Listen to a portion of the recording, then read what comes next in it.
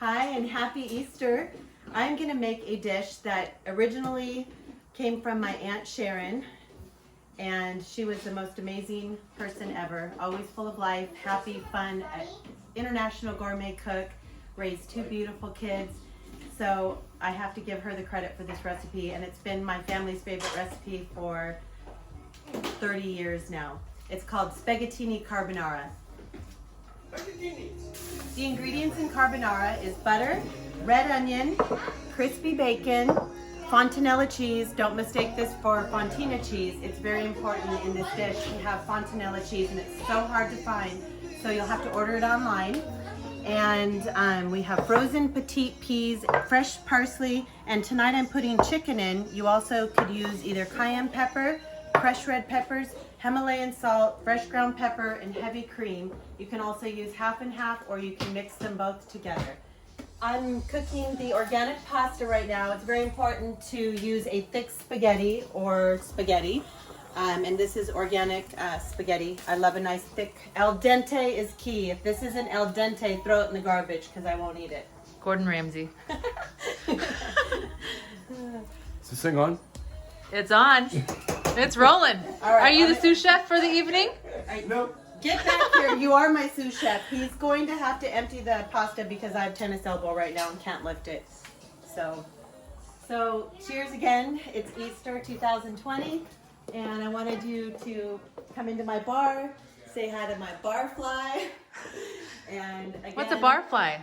It's, you know, someone that hangs out in a bar all the time, like we do. So I'm going Christmas. to add my butter. That's the first ingredient. A couple tablespoons of butter. I'm using a little extra tonight because I'm making it for 6 people. Let's see. Let's check and see. This is how we check. In our family, this is how we check if the pasta is ready. It's like watching paint melt. Let's see. Oh, it's ready! Woo! Woo! All right then. Sometimes I've been known to throw it across the room and have it stick on someone's face. That's always fun, right? And then a trip to the ER with a burn victim. I need you. Can you now drain the pasta for us? Tennis elbow. Yes, tennis elbow. Can't move my arm. This arm is almost useless, but I'm using it anyway. So first we start with our onion. We're gonna saute the onion pretty good until it is transparent. That's how you know it's ready for your next step. So you're sauteing the onions, medium heat, with butter. And So they're supposed to be way too firm because then you'd have a big crunch. yes, you want these nice and clear. They're white now. They'll become like opaque. And at that point, we'll do our next step. All right, cheers. We're drinking out of Jay's mom's hand-blown glasses. They're so pretty. We don't use them enough, but they look beautiful. Add the crispy bacon. And this was 1 pound of bacon, by the way. And I like Farmer John's. Looks like it's a few slices. I know, because I've actually made another bag of it, just in case, because I didn't think it was going to be enough. So I'm always prepared. So do you think I should put both, huh?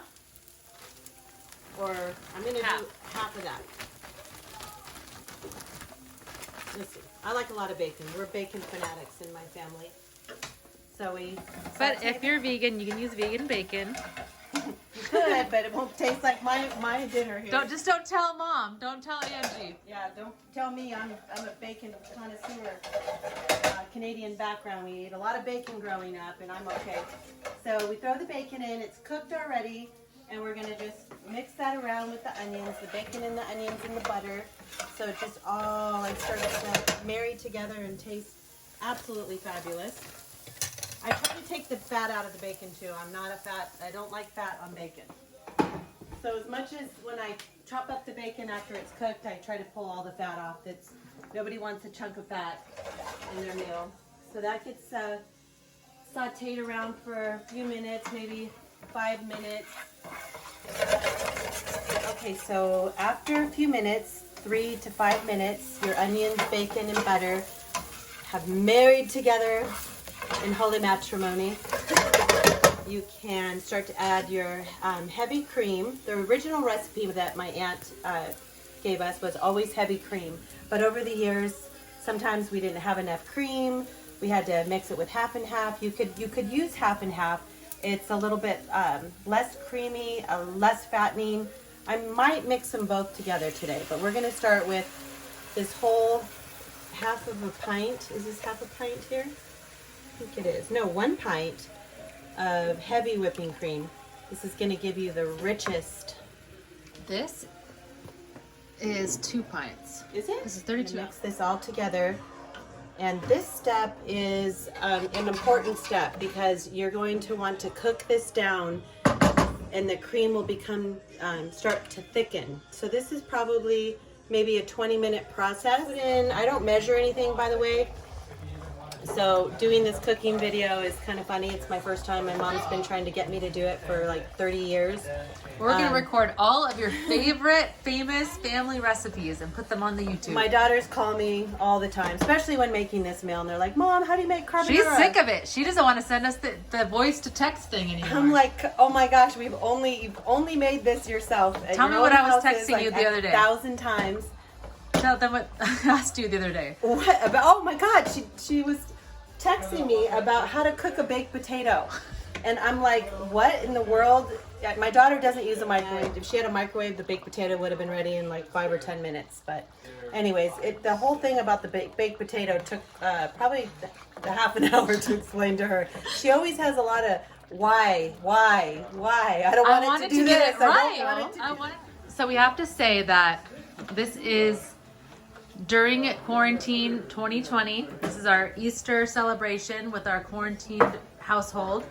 And Gypsy Den is obviously closed right now due to stay-at-home order in California. So my mom is starting to cook again for the first time in 5 years. I've been busy. Hey. So we're not even sure if she knows how to do this correctly. We're gonna find out.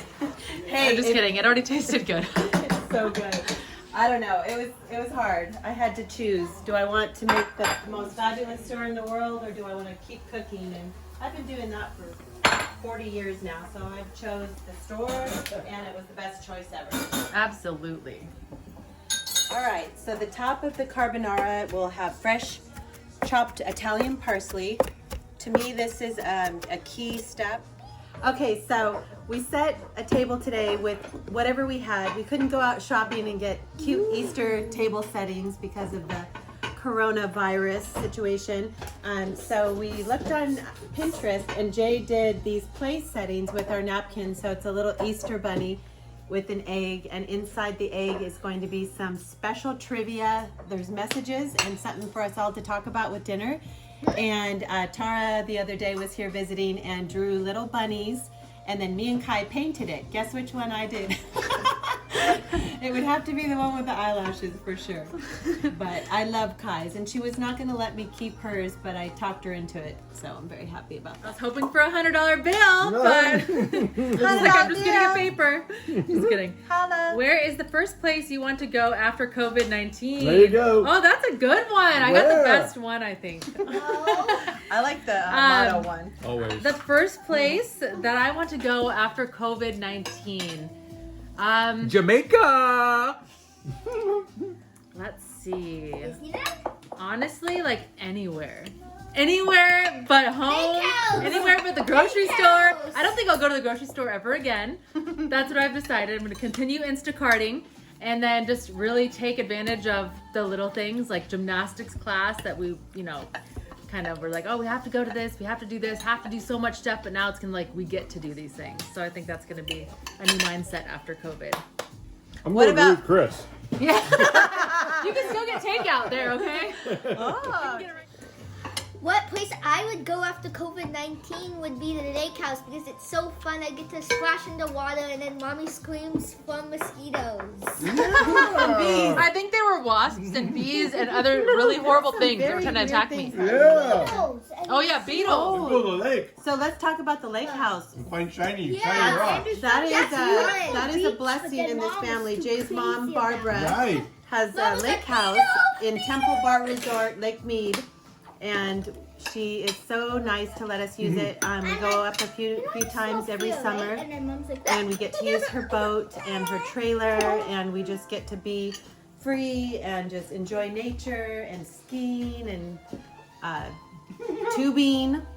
What look at else? the- Oh, and Cayanne Jackson skied. And then Daddy looking Like the for first sticks. time you guys got up like that quick And then- and you like walked on water. And then after we all have that fun skiing, driving on the boat, we could have a nice relaxing time at the cabin there, and then we could all have a nice rest for tomorrow. Then we could Play games. look, and then we could play games. We could eat yummy food, Good ice cream. Definitely. and then also we could get ice cream. So, Yeah. and we could go and find stickily.